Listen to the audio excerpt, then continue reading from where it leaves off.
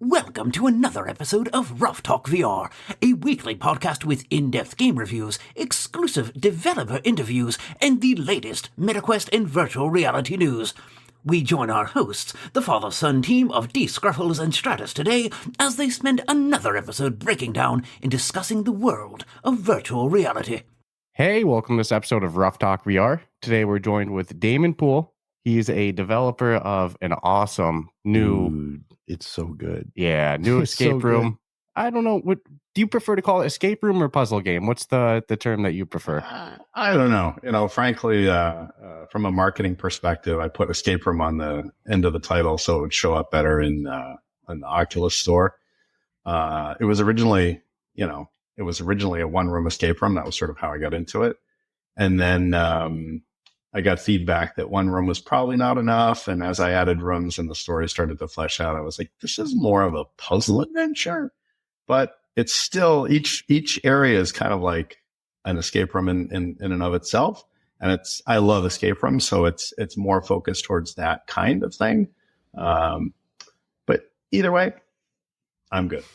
Yeah, it kind of reminds me a little bit of I Expect You to Die, in that, like you said, each level is its own escape room. But we're talking about Exit Condition 1. Yep. New puzzle game on the MetaQuest store. And again, we're joined by Damon Poole here. So I had made the comment when we were chatting while each playing it. I'm like, if nothing else, Damon could just go work at Shell Games if he wanted and just pick out some of the Expect You to Die. Dude, I'm telling you, we are addicted to escape rooms in VR or puzzle-esque type games. And I think you crushed it with this one. The challenge level is like, I mean, maybe I'm just dumb, but it's definitely not novice level figuring stuff out. There's like some real thought process that goes here. Yeah, but we kind of went right into it. So before we get carried away, Damon, do you mind to do a quick introduction of yourself? I guess tell our listeners who you are and I guess what exactly Exit Condition 1 is in case they've never played it. I'll give it a go. And before I forget, actually, I don't mind talking about other games. I love escape rooms as well. And I'm sure, your viewers will find that interesting in comparisons and all that. I Expect You to Die series is definitely one of my favorites. Okay, so I'm Damon Poole. I'm not a full-time video game developer. I'm sort of more part-time, although from time to time I put everything into it. My regular job is actually Agile coach and software development management consultant. So that's primarily what I do. Although that whole Agile thing is sort of losing losing its appeal these days. Whatever. So maybe this will go. Maybe this will become a full-time job. I don't know. But anyway, so that's kind of my background. I started in video games in high school. And I always wanted to have a video game company, but then other things came up and, frankly, I just didn't actually have an idea for a game, which is kind of necessary. So a lot of time went by and, just sort of sitting there on the couch as everybody was. And some people went and made sourdough, right? Learned how to make sourdough bread. That seems to be a very popular thing. I don't know why.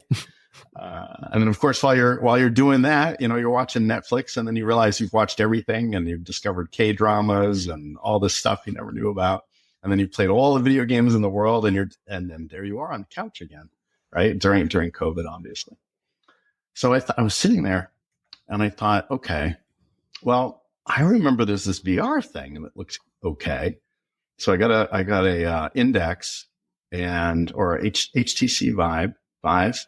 And got Alex. And I was like, oh, this is amazing. And then there I was on the couch again. Right. So, and I discovered a couple others like Lone Echo and stuff. But, this was like in 2021, something like that. And there just weren't all the games that are out there now. And it seems like, there was sort of like this hiatus that was going on around then. Things were starting to come back, but there's been a hiatus. And I thought, I like making escape rooms for my family, and actually I can write code too. How hard could it be? Well, I found out it's pretty damn hard, but I got the one room going. I got the one room going, and it was totally janky. It was just the worst. But I showed it to my brother-in-law, who's in the video games industry, and he goes, "This is actually pretty good gameplay." And I noticed he stressed the gameplay. He goes, "How about I do some art for you?" I was like, "All right." And then he did the art for the first room, and I was like, "Oh, this could be a real game. Oh my God." So, here we are. That's kind of how that came about. So it really has, sort of that escape room vibe. One of the things that I think is sort of different about it, I'd be interested in your thought, is it's not like your typical, like, find a deck of cards and there's some markings on it and you look at the calendar and then there's a book and then there's the diary and the piano keys or whatever, which is kind of a, more typical thing. Or actually, I Expect You to Die is really interesting, where you have to shake a drink and have it not explode in your face. The typical kind of thing. So this is more sort of science fiction. There's machines that aren't working, and there's a reason they're not working. You have to repair them. There's something going on that isn't really that same kind of puzzle solving. It's a little bit different, and as you know, there's some surprises which we don't want to spoil. There's 5 rooms in total. There's also a playable intro, which is sort of a mixed bag. One reviewer said it was bonkers, but he loved it. Chum said, "I think the developers were on drugs." And another one is like, "What is this?" Right? So, it's sort of a mixed bag, and there's no skip button at the moment. So I'm thinking about putting in a skip button for people that are just like, I just wanted to solve puzzles. What is this? Well, I thought the intro was good for lore building. Yeah. Too, Yeah. I'm trying to remember. Yeah, it is trippy, isn't it? Mm-hmm. Yeah. It is a little trippy. It wasn't intended to be trippy. I got my inspiration actually from the I Expect You to Die intro, which is really cool, but it's not playable. Right. So the thing I added was the playable thing. There's a bunch of things you could do to interact. And then, of course, you have the credits, which are also, you can shoot the credits for fireworks, which is kind of fun. So anyway, that's a little bit about me, a little bit about the game. So essentially, with the exception of environmental artwork, this is your project, yours alone. Yes. Yep. Yeah. Wrote all the code, came up with all the ideas. And the artist, actually, it's pretty interesting because he showed me even like this flow, right? So you have the wireframe and then the beautiful pictures and then the story in the background. And then he was handed the stuff and then he would make it. And so I say to him, "Here's this ugly drawing that I made in paint. Can you turn this into like a cathedral area with computers?" And he goes, "What?" That'd be a no. Well, eventually, right? So now he's gotten used to it, and he's like, "Oh, wait, you want my ideas and my creative process? Oh, okay." And I'm like, "Yeah, because like nobody's going to want to see this ugly drawing that looks like somebody got cut in half, but that's not the point." So one of the things we know about escape rooms or any puzzle-based games in VR is you have zero leeway for error. If something breaks, then it's going to hurt progression. It's going to hurt something, and you just have zero forgiveness for it. So some genres you can even launch. I'm not going to say it's excusable. Like, you shouldn't launch with bugs. No, but you can get away with it. You can't really in escape rooms and so puzzle games. I commend you for putting out especially in an escape room puzzle games. It's like everything has to work, and there have been times where I swear things aren't working, and I'm like, the game's broken. And then I realized, no, it's my brain's broken. The game's fine. Yeah, it's the operator behind it. But I give you a lot of credit, especially being a solo dev. I can't imagine, you say part-time, but I'd love to see how many hours legitimately you consider part-time to have pulled this off. And when was this when did you start exactly writing code for this? It's kind of getting a little misty now, but it was somewhere in 2021, somewhere in there, because, it took a while to sort of get all the way through the Netflix category and K-dramas and all that stuff. So whenever most people started to like make sourdough, it was about that time. I think I was one of those people.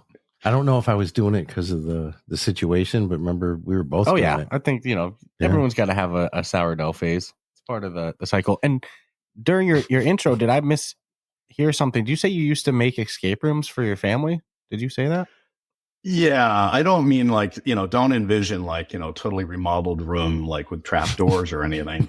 We're talking suitcase locks on suitcases with a code that you get, from, various clues, like take a picture of this, take a picture of that, and, blah, blah, blah. And then there was like some little written cues. And I think the furthest I got was to take a little cardboard box and cut holes in it. And you had to like look in and get the clues. Like that was the most, That's a really fun family activity to do at home, though. Make a little escape room in your own house. That's really creative. So, I mean, I always love to ask people when they're making puzzles, like the creative process and how do you design a puzzle? Like you have 5 different escape rooms essentially in this game. That's a lot of creative process to design 5 escape rooms. But it sounds like you've kind of had the idea sitting in your head for a while. I if you could see the first version of this, which might be interesting, I mean, it was kind of like I put together basic Unity blocks and colored them with basic Unity colors and had like, a breakable wall and there were like things behind it and whatever. And then it was just trying a bunch of things. And some things I was like, that is just never going to look good. That is never going to work. Actually, one of the most interesting things I think, I remember this story, was there was a tablet that you could see the picture of a TV camera that was hidden in the wall that you would use to move,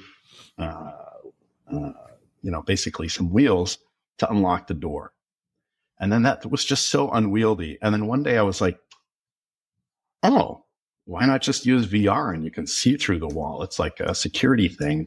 And if you have the VR headset on, right? So in the game, as you know, there's a VR headset, right? So you put on the headset and you're in another VR. And that's sort of how that came about. So it was really just a lot of like playing with ideas, playing a lot of other escape rooms. I think at the time it was only I Expect You to Die 1. There's this awesome game, shout out to Capsule, and the artist for Capsule on Steam. He never really followed it up, but it's a very cool game. It's just sort of sitting there. And I contacted him, Chris Powell. So he was my first artist, other than my brother-in-law. He did some of the props in there, like the lifts and the orbs and stuff like that. But playing other escape rooms and being like, oh, that gives me an idea. Not stealing this stuff, but just like, oh, that gives me an idea. So it was really just a lot of that.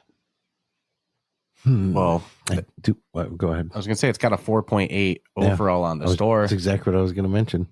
People that play escape rooms, I mean, I think you're going to enjoy this. I think it's just more people need to know about it. It's a home run. Yeah. For a solo developer, like I know you already said this, I hate to repeat it, but it's true. Like this is a hugely impressive feat to have come out with this and it be so polished and for a part-time put together situation. Yeah. So with there being 5 escape rooms and, you're part-time before it kind of just came out, is there potential for more rooms down the line, depending on how things go with it? I don't know how this ends either, though. Or would you rather, in fairness, I haven't completed the last room, but, or are you planning on, do you have other things in your brain that you would like to create? That's a really interesting question. That sort of morphed over time.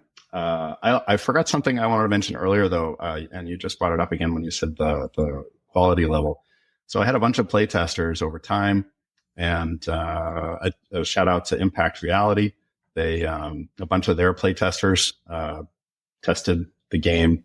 One in particular I wanted to shout out is Mischief VR. Mischief VR.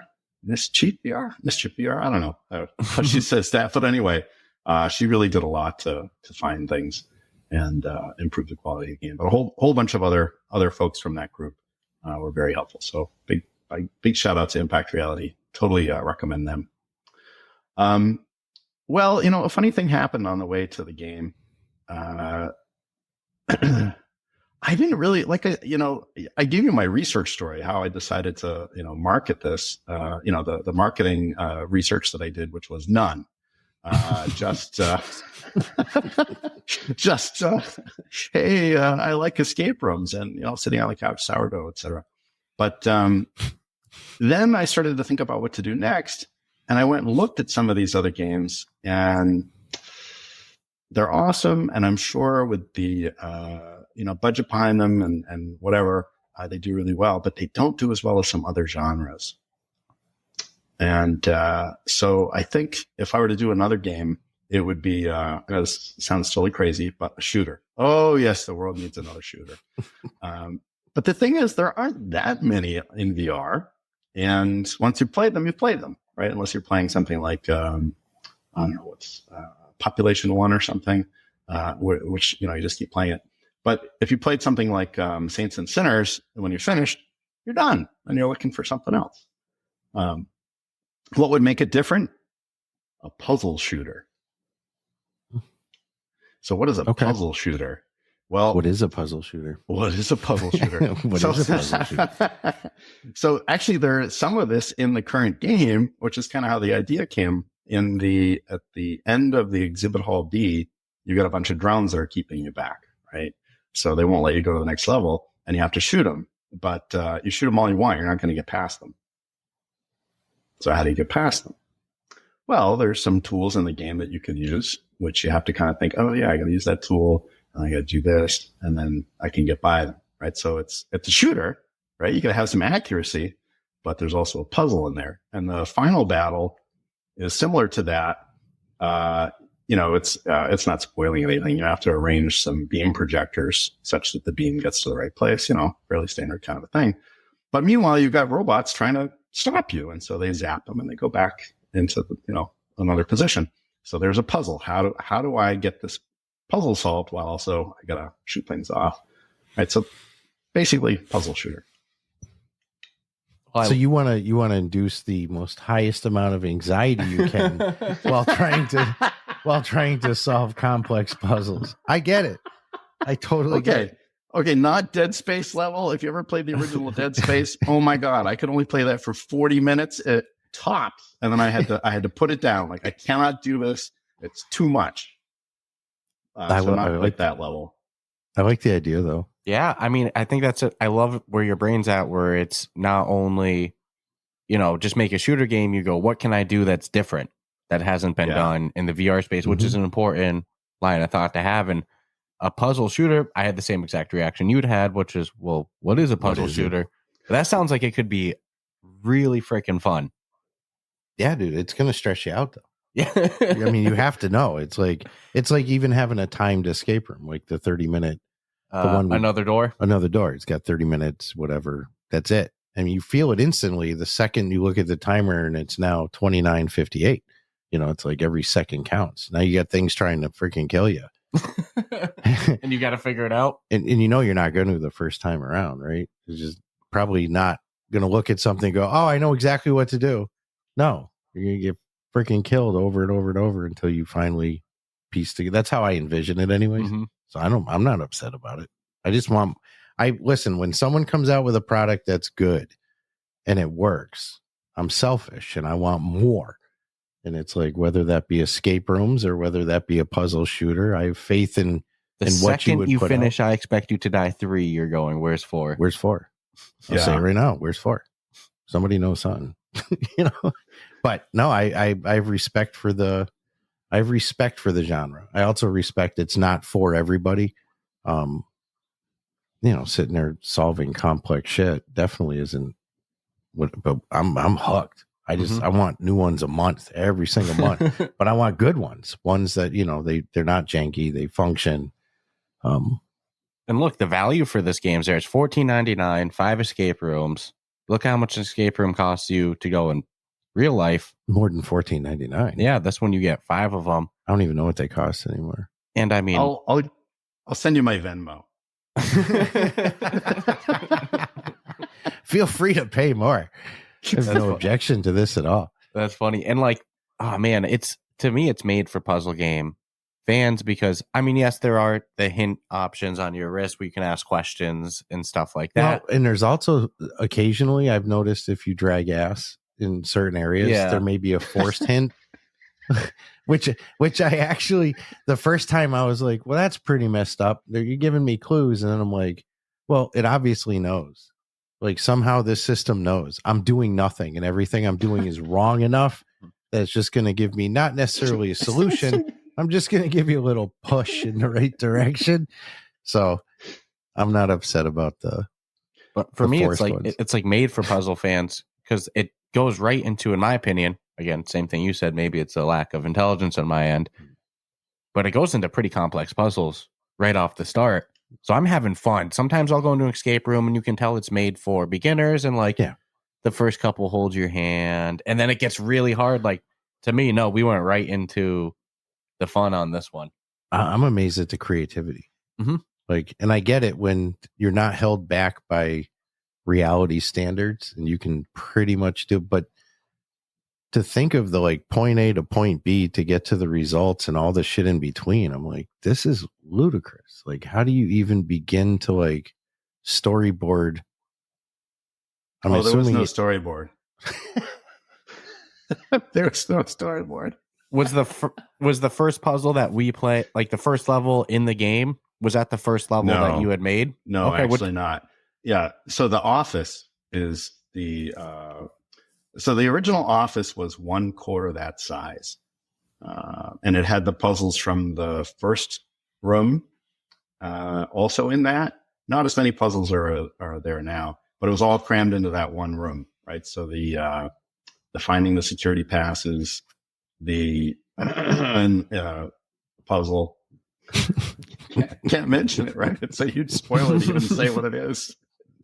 But anyway, the sort of surprising puzzle, and all of the using the drone and whatnot, that was all in the and the turning the lights on, getting the fuses from the first puzzle, that was all in that one office room. Damn, I will mention the office is hard. Mm-hmm. And I'm guessing there was no story originally planned. Like, at what point did you figure out the story? There was no story. That's a really great question, actually. I'm not sure I remember how that started.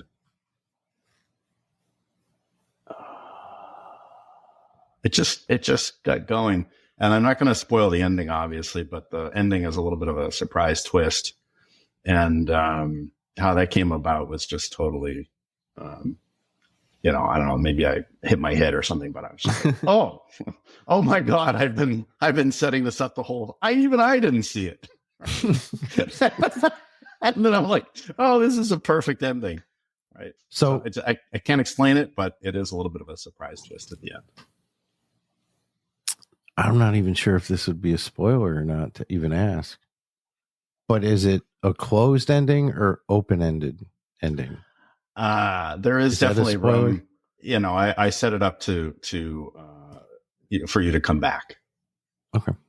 Fair enough. I set it up for you to come back. I don't know that I will do that, but I set it up to come back.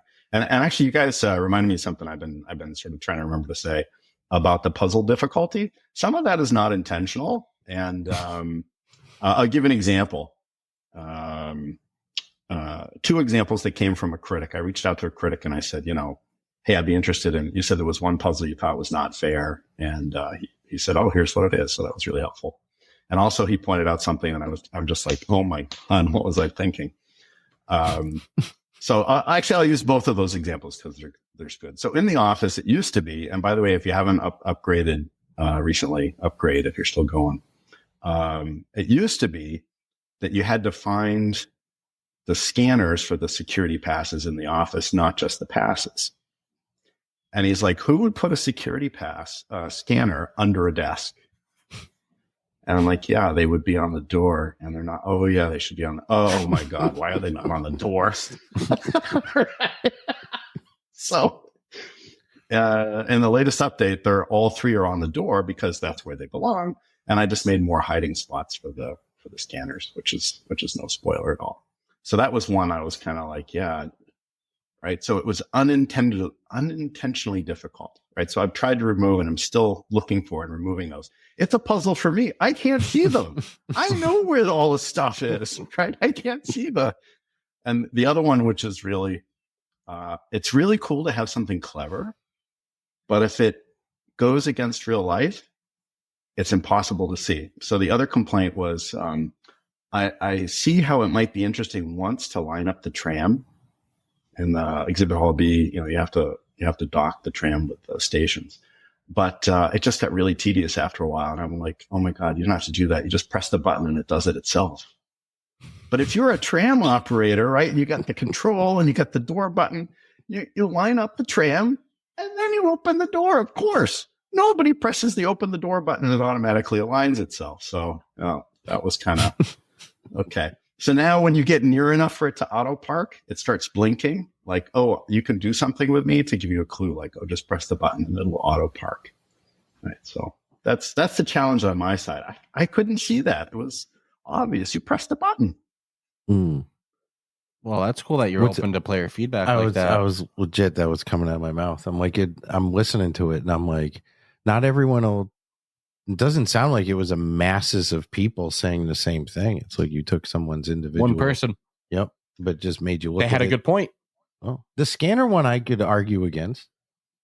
I could be like, well, it's a puzzle, bro. You know, it's like that'd be my answer to everything. It's like, yeah, it's a puzzle. You figure it out. It's doable. There's a robot in space. It's doable. It's not real life. You think that you think that the same standards apply here? Maybe here that's where we put scanners. Yeah. But I have that actual robot. You don't have a robot like that. We're a couple years. I'm starting to see videos of people with their helper robots. Their robots, you know, or maybe a decade or two away. They have to control it with their VR headsets. Though. That'd be my only thing. I don't want to control my robot. So, with this being a mostly solo project, besides the art, like again, that's hugely impressive because you got to wear many hats. You know, you have to code, you have to design the puzzles, and then you have to write the story and the lore. You know, did you always have a kick for creative writing as well too, or was that like a necessary thing that came up in this project? I think I've written 2 science fiction stories in my whole life, and they were very short, and I don't know that they were that good. But I like reading, right? So I think I've played. I don't know how many books I've read in science fiction, but a couple thousand, and I've probably played close to 1,000 video games in my life. I'm not as young as I look. So, you know, you get, you know, there's a lot of source material. You just want to come up with something original, right? Something that maybe hasn't been done before. And you know, as far also as the one person, thank you. The thing is, though, on this side, it's almost like you want to say, tell me what you didn't like and shake them because they won't tell you. Be like, oh no, you know, it's fine. I'm weird. It's like, no, tell me what you didn't like. No, I'm not going to tell you because I don't want to make you feel bad. I'm like, how am I supposed to see it if you don't tell me? So for every one person that tells me anything, there's probably another 100 people that didn't say anything. Right. So getting that feedback it's really gold. Player feedback is everything. Yeah, but I'm on a cusp about it though. It's like if someone gives me an escape room or they give me a puzzle and they go solve it. And let's say it's one of those situations where it takes days because this happens. This is real, right? I'll have to walk away after like an hour and be like, I'm just standing here existing, come back with a fresh mind. So as long as it's solvable, I feel very rewarded when I solve what I figure was a very difficult puzzle. So I'd be hard pressed to like criticize something if it actually worked. It would be like, oh yeah. It'd be more of like if I pulled a lever and like, hey man, the door didn't open. I'd certainly be one to say, hey, doesn't work. But you know, if it is a solvable situation, I don't know, like what's really a complaint and what's, you know. Well, we got this game. It came out of early access just under a month ago. So we're lucky we got it. Yeah. At the final. Yeah. It's very polished at this point and stuff. Genuinely, I don't think I have like criticisms or complaints. I've had the experience. I've had no play issues. But that might have been different if we checked it out a year ago. I'm sure. Or such. Oh, it would have been very different. Yeah. And did you do the voice acting in it as well? Maybe. See, it's impressive the amount of hats that need to be worn. Well, now people just need to play it. Yeah. The word needs to get out. I mean, to me, it's hot. It's a hot item. It's a good quality escape room. And if you like puzzle games, the price is really freaking good. Mm-hmm. You're going to get more than $14.99 worth of Dude, I'm in it for hours, and I'm embarrassed to say that I'm probably at the halfway point. I'm saying hours. I don't think you get hours in the real escape room. Mm-hmm. You get you pay for this much. What is it? 60 minutes, maybe 30 minutes. Bring your whole family in there. Pay $100. Oh, the in real life ones, yeah. Man, that's no joke. This one you could do it, then you could share it with a family. I can't walk out of a real life one and be like, I'm coming back tomorrow at noon to solve. To finish it. Don't touch nothing. Yeah, that's funny. No, this is polished, dude. And you had joked you're not as young as you look. How old are you, Damon? Oh, we're just gonna go right there. I will be 60 this year. That's an awesome story. 6 years old. This is your first game that you've ever released? Other than in high school, I think I did 15 games in high school, but these were on the TRS-80 and they had 4K, so you couldn't do much in 4K. I love that story though. I just want more. I'm selfish. I just want more. Give me more rooms. Give me the shooter puzzle thing. Well, so there is actually a shooter game, which the Impact Reality people sort of pushed me towards, by the way. They also did, the press release and are running the Gleam right now. So they said, first time I met with them, they go, so what did you hold back for the release? And I was like, hold back? How much time do you think I have on my hands? So we pushed it out to January. They also said I probably didn't want to be competing with Behemoth and Batman Arkham. And for what? No, obviously. So we pushed it out. They gave me a couple of months. And there is now a mini game, which after you finish Exhibit Hall B, the tool shows up in the lobby. If you grab it and shoot, it puts you in a mini game, which is the world's first match 3 shooter. Okay.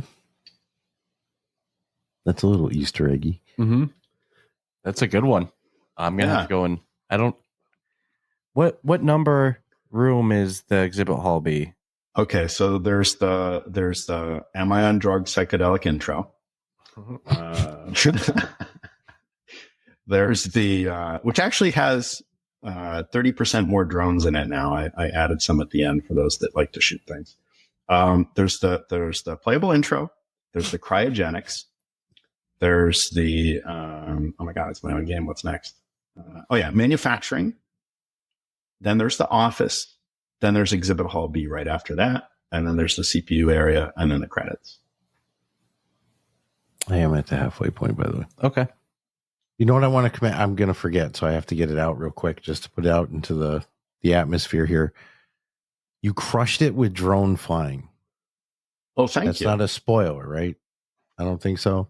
But no, the mechanics of flying a drone, I was like, damn. Did you play around with it for a little bit? Yeah, of course. Before progressing? Of course. Yeah. Oh, yeah, because I wanted to see, I've drone flown in other games, and it's been just awkward. And I was pretty, it took me a second to get used to the controls. I was like, what the hell? It's like wonky stick. Mm-hmm. But then I'm like, oh yeah. You hold the bottom, pull up and it goes up, push down, it goes. I'm like, this is pretty smooth. Mm-hmm. The fact that I can do things with it. So yeah, I'll just commend you on besides the game, but that mechanic alone was pretty damn impressive. And then knowing that you were a solo dev was like, come on, man. Thanks. This is freaking good. That's another example, actually, of how difficult it is to get feedback that makes any sense at all. Sometimes I got the final feedback from my artist. He couldn't get it to work. He couldn't get it to work at all. So the first version of it was actually just 2 cubes, and you'd hold 1 cube in each hand, and one, if you had still and you moved the other one, then the drone would move wherever. That wasn't enough, so I put a little miniature drone in it. Still not enough. Made a base that you would hold, and then a little pop-up would come up. And this was sort of the version that was there until about 6 months ago. a drone would pop up, and then you would move the drone. So my artist could not figure out how to do it. I said, just grab the drone. And he grabbed the big one. I'm like, no, the little one. And he wouldn't grab it. And I'm like, grab it. And he's like, grab what? And I'm like, that little thing. And he goes, why would I do that? Because I'm telling you to. Right. And he wouldn't do it. And I'm like, why won't you grab it? And he goes, well, it won't do anything. I'm like, yes, it will. So finally he grabs it and he goes, oh, I thought this was just to say it's the drone controller. No, it is. Oh my God. So the thing is, because it didn't look like a joystick, the mind is like, it's not a joystick. So now we changed it to a joystick. It has the up and down. Finally, no complaints. But it took 2 years to get to that point, trying all kinds of different things. And finally the artist being like, no, I won't grab it. I'm like, oh, this is the problem. It doesn't look like a joystick. Okay. It was very intuitive to me.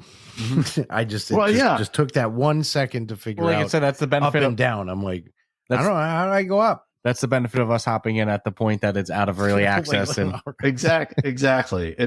The behind the scenes pain, which you just saw a little bit of acted out dramatically, is sort of how you get there. That's awesome. Well, it's a great game. I mean, we've been not finished yet, been chipping away. I remember the first time I had hopped into it, you had played it one time the previous night. I think you were still on the first level. After the intro, and you were like, well, I'm going to go in and I'm going to get nothing done. I'm going to be stuck. Of course, we ended up progressing, and I have to walk away. Through. If I reach a point, and I'm stubborn about it because I'll bleed out my battery just sitting there going like, what am I not getting? And it's like one particular area, it's not very big. So I'm like, it can't be this hard. I'm like, and then I walk away, and then I come back the next day, and then something will click. I'll be re-looking at all my stuff. And then, but yeah, only once that I really like, I even think I said, like, I think the game's broken. It's just not working for me. You're not something's not doing what it's supposed to do. And then I was like, oh yeah, dude, I get it. I get it. It was a very simple puzzle in the end. I feel smart when I solve some of these, though. Yeah, I do. Any puzzle game, unless it's a real simple, A-B situation. It's like, but I just can't get enough, man. How many puzzle? I kind of don't want to finish it. How many puzzle ideas did you have that weren't able to make the cut for whatever reason? Oh my God, so many. And in fact, the drone was going to be like a central part of the game for a while, but it's only used in a few places. It is actually used in one more place. At the end, you basically fly yourself on a giant version of the drone. Well, it doesn't look like it, but you fly yourself on a drone through the final battle. So there was going to be a lot more drone puzzles, but they just didn't come together, right? There was so many ideas that were kind of like, okay, when that gets developed, I'll put it in. That just never got developed.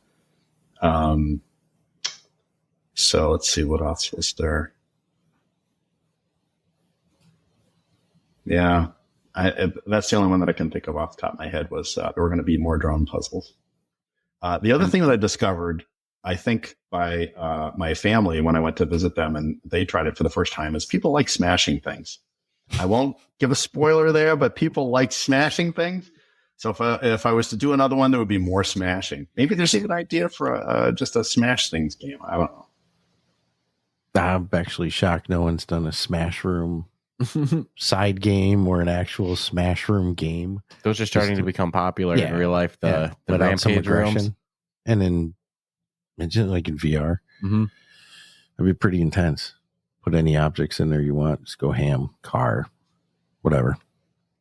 And this might be a hard one to answer because I'm sure in a certain way they're all your children.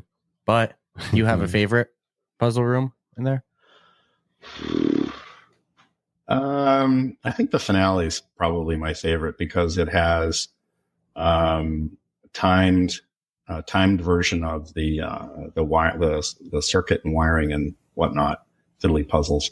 It has a climbing puzzle where you're climbing the central tower. I'm not spoiling anything here. You're climbing the central tower, which is moving at the same time, and the grips are moving in and out because they're cores that are malfunctioning. Then there's a match 3 game in there, not the shooting match 3, but a match 3 inside the central tower, you go inside the computer. And then, there's I went a little crazy on this. It started out, there's a puzzle where you go around the central tower and you basically have to, put your hands in the right place. That's kind of like a dancing game. And I said, well, how hard would it be to make a dancing game? And then 30-track auto choreographing, dance mini game later, I was like, I think I may have gone a little too far on adding a dancing mini game here, but there's 35 tracks of danceable music in that mini game. So there's the dancing.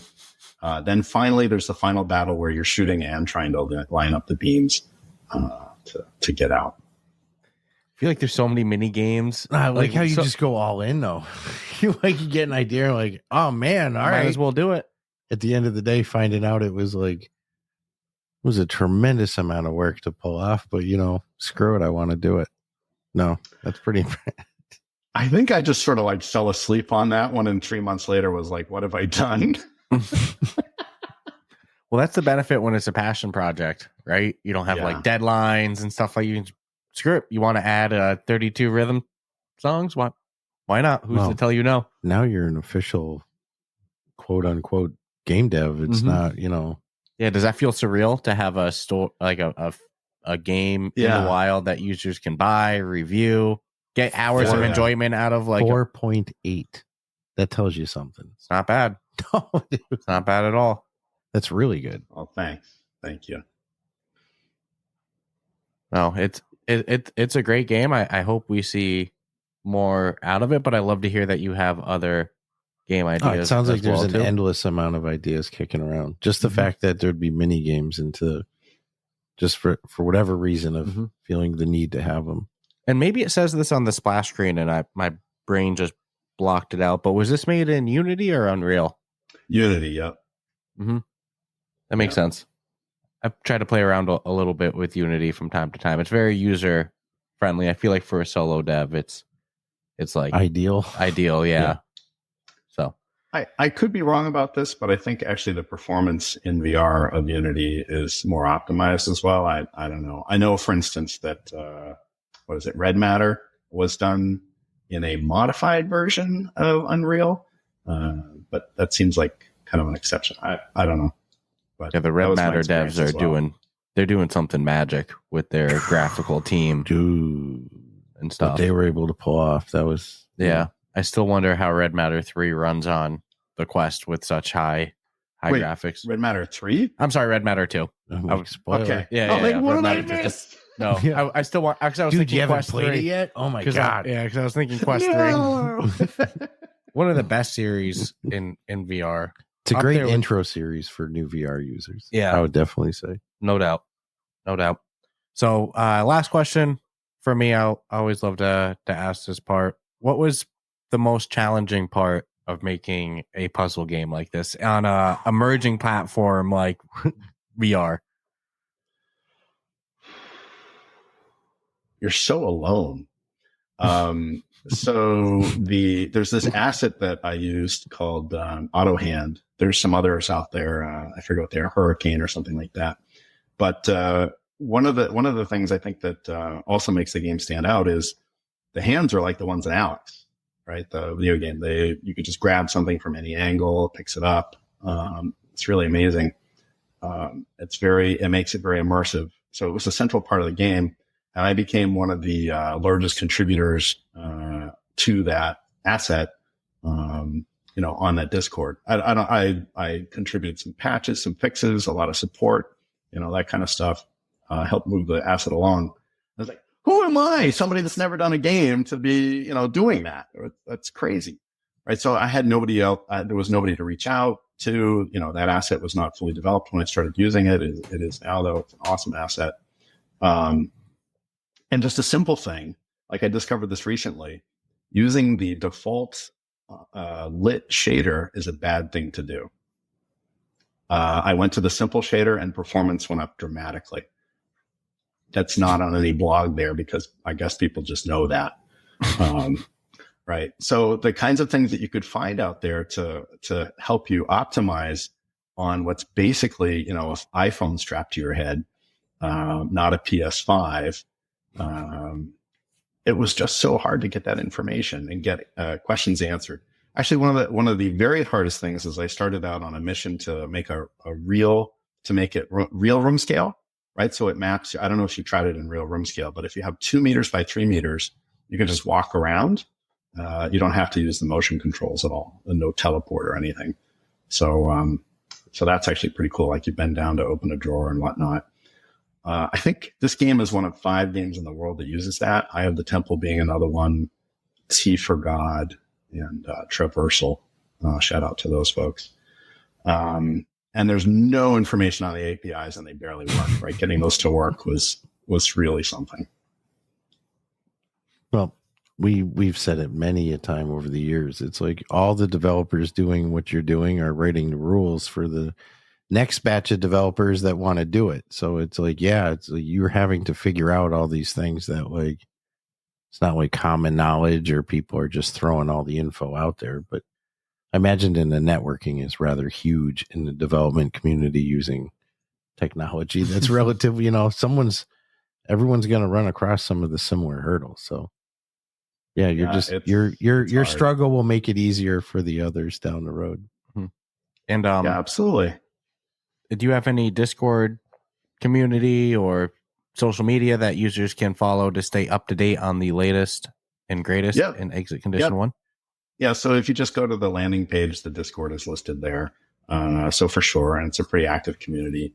You definitely go there. I have all the socials, which are more sort of like putting out information. I don't know that there's a lot of discussion going on there, but we're on YouTube, TikTok, Instagram, Facebook, X. Did I miss one? I think those Blue are Sky. It. Oh yeah, I haven't gotten on that yet. Yeah. Awesome. And then before we wrap it up with Damon, is there anything you wanted to ask that we didn't get to? Nah, man, I love this Speak story. now or forever hold your peace. Hold my peace. Save it for an email and a begging question later. No, I feel free to join the Discord and just ask for hints, right? So any hints needed there basically sometimes points to there should be a hint in the online hint that's not there. I just got one of those today. Going to update the hints based on one that came in today. Nice. Yeah, I got nothing else. I like the energy. I like the fact that we're able to play this. Great freaking game. The difficulty level spot on. I'd probably put it at like probably an 8 overall for difficulty. For puzzle game fans, it's a home run. It's so much value for $14.99. So when I know when it's done, you're going to hear me bitching that I want more. Then I know it's a great experience. It's when I finish something and I'm like, that's cool. Especially when you learn, it was mainly you, and then you had help on the art side as well too. That's so impressive. That's a whole different. Thanks. Different conversation. I love the story, like you said, love the energy. Yeah. Hopefully, we see more, even if it's not in Exit Condition 1 from future projects. And I'll be excited for it. I just want more people to get this in their hands and try it. Yeah, so the 4.8 I think says enough. Speaks for itself. It just shows that like if you like puzzle games, I'm pretty confident you're going to enjoy this experience. It's very well done. So thank you for joining us today, Damon. Thanks. Great job putting together an awesome escape room puzzle game. As we said earlier, not an easy genre to do by any means. And to our listeners, if you happen to be one of those puzzle game fans, highly recommend going in, checking out Exit Condition 1. So to all of our listeners, awesome. If you enjoyed the show, subscribe, rate us 5 stars, and we will check you out next week. Ciao, ciao.